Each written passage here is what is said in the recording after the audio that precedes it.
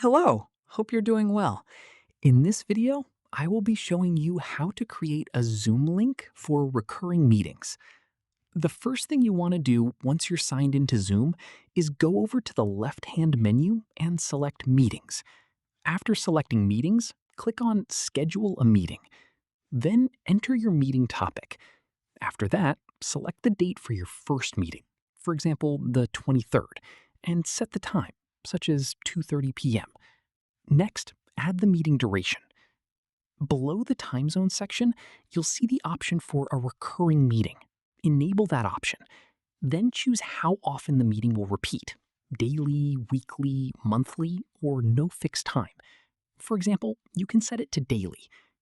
After that, you can choose whether it repeats every day or only on specific days. If you select weekly, you can decide whether it repeats every week, every 2 weeks, and so on. You can also set an end date for when the recurring meetings should stop. Once that's done, add the attendees' names or email addresses. When you're finished, click Save.